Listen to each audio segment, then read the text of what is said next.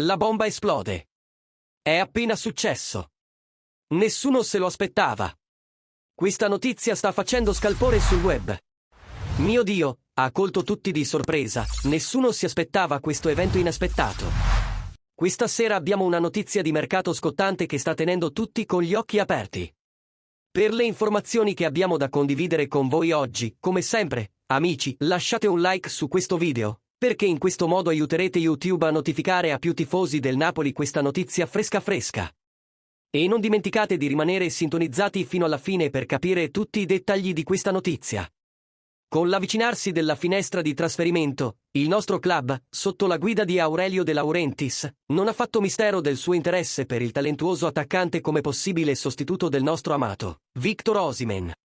Tuttavia, la concorrenza per assicurarsi la sua firma sarà intensa, dato che anche il Milan ha messo gli occhi sul giocatore, pronto a competere per la sua firma.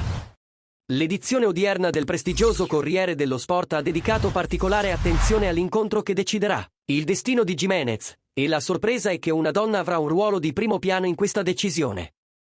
La sua presenza all'incontro è un chiaro segno dell'importanza di questo momento per il futuro del 23enne attaccante Giménez, che ha collezionato 47 gol in 83 partite con il Feyenoord, attirando l'interesse non solo di Napoli e Milan, ma anche di colossi come Tottenham, Atletico de Madrid e Chelsea.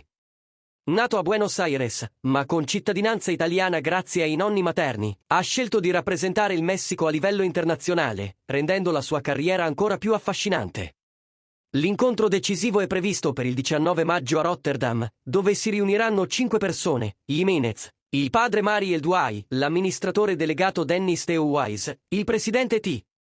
Van Precedente e l'allenatore del Feyenoord Arne Slot, che ha già fatto capire che Giménez andrà via a luglio, aumentando l'ansia per questo esito. La domanda è: riuscirà il Napoli ad assicurarsi l'ingaggio di questo attaccante di talento?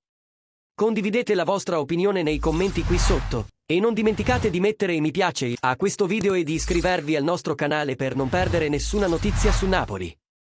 Speriamo che questo affare sia un successo. Alla prossima!